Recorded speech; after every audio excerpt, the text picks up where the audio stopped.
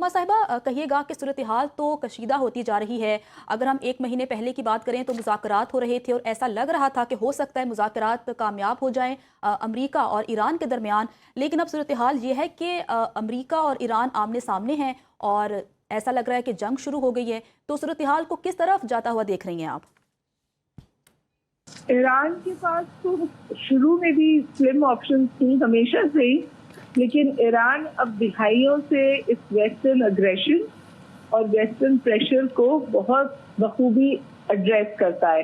इस वक्त ये बात बिल्कुल सही है कि ईरान की ऑप्शंस कमजोर हो गई हैं, क्योंकि जो प्रॉक्सी नेटवर्क उसने बनाया था, इजराइल ने अमेरिका की मदद से पहले उसको खत्म किया है मिडल ईस्ट में, और फिर एक कोशिश जो इजराइल तवातुर के साथ कर रहा था कि ईरान को और अमेरिका को भिड़वा दे, यानी ईरान और अमेरिका एक डायरेक्ट कॉन्फ्लिक्ट में आ जाएं।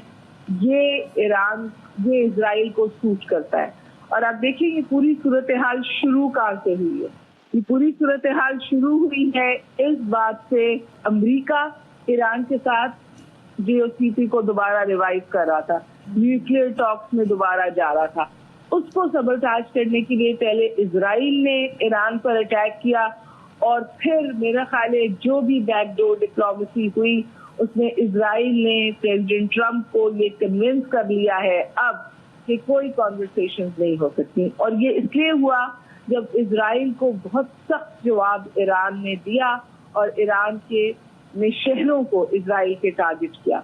तो अब तो समझिए इजराइल डेस्परेट था कि वो डायरेक्टली वॉर का हिस्सा बन जाए। और जहन में रखिए कि किस तरह गोल पोस्ट जो है वो बार बार चेंज हुई हैं।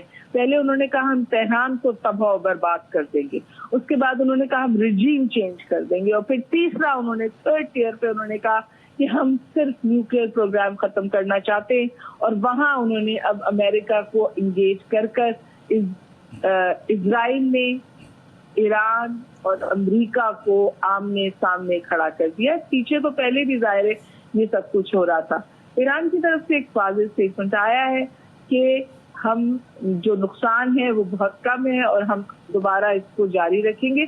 मुझे इस बात में कोई इबाम नहीं है, क्योंकि देखिए जितनी भी छोटी ताकतें जब न्यूक्लियर ऑप्शन की तरफ जाती हैं तो वो ऑल्टरनेटिव रखती हैं, और ईरान को तो समझिए इस बात में तकरीबन एक बेइंतहा एक्सपर्टीज हासिल है कि वो अंडरग्राउंड नेटवर्क जो है वो बनाता है। पूरे मिडल ईस्ट में जितनी प्रॉक्सीज थी उनके अंडरग्राउंड नेटवर्क से, be is Hezbollah, be is Hamas, even Houthis.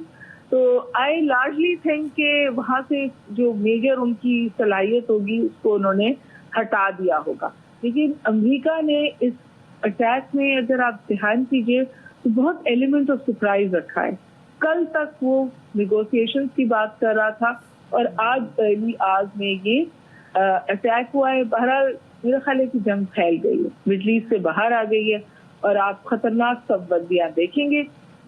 सिर्फ ईरान जवाब नहीं देगा, वो तमाम ममालिक जो अमेरिका को पुश बैक देना चाहते हैं, इजराइल की और गजा की सूरत हाल से तंग आ गए थे और वाज़ेह स्टेटमेंट दे रहे थे, वहां अब आपको सबबंदियां नजर आएंगी।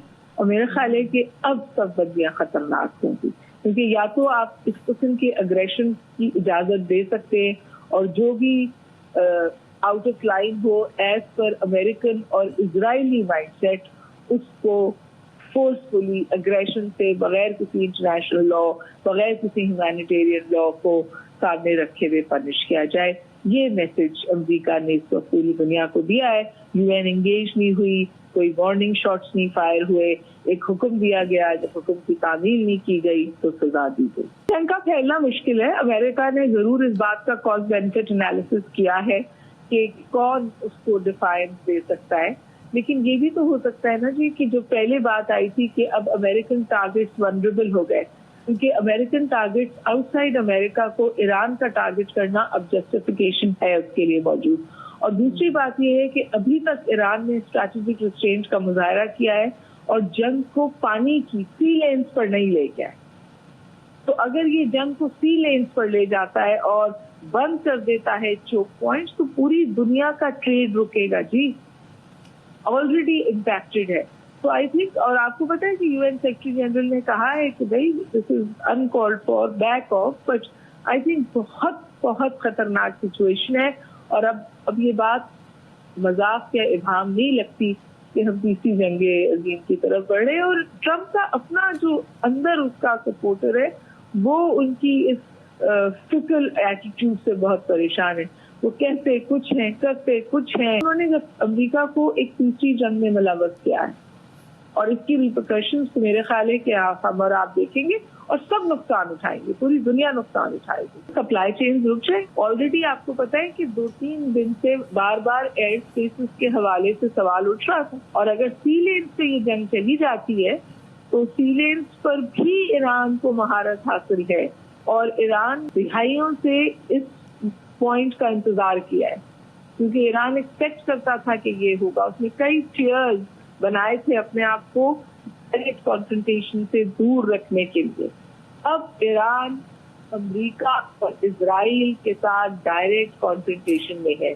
इजराइल का ख्याल था वो तेहरान को तबाह बर्बाद कर देगा, वो दोबारा गजा से इंगेज हो रहा है। वहां तो आपने देखा कि हाल उस तरह नहीं चली जिस तरह इजराइल चाह रहा। तो इजराइल की तो दिली ख्वाहिश थी ईरान के साथ अमेरिका एक डायरेक्ट कॉन्फ्रंटेशन में चला गया है। यानी इजराइल कामयाब हुआ है अमेरिका को इस जंग में मुलव्वस करके अपने अहदाफ हासिल करने के लिए। ईरान का न्यूक्लियर प्रोग्राम हमेशा इजराइल को खटकता था, अमेरिका के लिए वो कभी कोई बहुत बड़ी चीज नहीं थी। मैं आपसे यही कह रही ना, इसी तरह तो ट्रिगर होती है एक global war. Third world war क्या थी? स्टेप बाय स्टेप मुल्क, कंट्री आफ्टर कंट्री उसका हिस्सा बनते चले गए और फिर वर्ल्ड वॉर हो। तो अभी अगर आप देखें कि इस वक्त ईरान के पास जस्टिफिकेशन है अमेरिकन टारगेट्स को कहीं भी हिट करने, क्योंकि अब वो डायरेक्ट कॉन्फ्रंटेशन में है। और ये इजराइल का, मैं गुजारिश करूँ, ये इजराइल का ख्वाब पूरा हुआ है कि अमेरिका ईरान के साथ डायरेक्ट कॉन्फ्रंटेशन में आ जाए और अमेरिका इजराइल की बका की जंग लड़े।